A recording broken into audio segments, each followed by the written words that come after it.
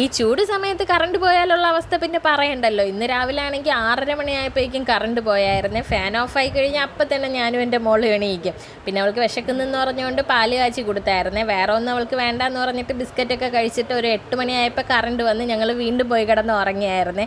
എന്നിട്ടൊരു 10-10:30 ആയപ്പോഴാട്ടോ എണീറ്റത്. എന്നിട്ട് നേരെ ചെന്ന് ഇടിയപ്പവും മുട്ടക്കറിയാണേ ഉണ്ടാക്കിയത്. മോൾക്ക് വിശന്ന് നിന്നുകൊണ്ട് പിന്നെ വേഗം തന്നെ അവൾക്ക് ഭക്ഷണം കൊടുത്തേ. എന്നിട്ട് ഞാൻ തണ്ണിമത്ത ഇരുന്നതെടുത്ത് ജ്യൂസും കൂടെ അടിച്ച് വെച്ചിട്ടാട്ടോ ഞാൻ ബ്രേക്ക്ഫാസ്റ്റ് കഴിക്കാനായിട്ടിരുന്നത്. അപ്പോഴേക്ക് ഇക്ക വന്നപ്പോൾ കുറച്ച് കണവ കൊണ്ടുവന്നായിരുന്നു. അപ്പോൾ വേഗം തന്നെ ഉച്ചത്തേക്കുള്ള പരിപാടിയൊക്കെ തുടങ്ങി. അപ്പോൾ പിന്നെ കറി സെറ്റാക്കി നേരെ അടുപ്പിലാക്കി. അപ്പോഴേക്കും വാപ്പ ലുലുവിൽ പോയിട്ട് വന്നായിരുന്നു. അപ്പോൾ അവിടെ നിന്ന് കേക്ക് മേടിച്ചിട്ട് വന്ന് കണ്ട ഉടനെ മോള് വേണമെന്ന് പറഞ്ഞുകൊണ്ടാട്ടോ അവൾക്കൊരു പീസ് കട്ട് ചെയ്ത് കൊടുത്തത്. അപ്പോഴേക്കും നമ്മളെ കറി ഇവിടെ റെഡി ആയിട്ടുണ്ട്. പിന്നെ ക്യാരറ്റ് തോരൻ എന്തായാലും വേണം, മോൾക്ക് അതില്ലാണ്ട് പറ്റത്തില്ല കേട്ടോ. പിന്നെ പപ്പടവും കൂടെ പൊരിച്ചെടുത്ത് പിന്നെ കഴിക്കാനായിട്ട് ഇന്ന് കൂനി വറുത്തതും കൂടെ ഉണ്ടായിരുന്നു. അപ്പോൾ എല്ലാം കൂടെ കൂട്ടിയാട്ടോ ഇന്നത്തെ ഉച്ച ഊണ് കഴിച്ചത്.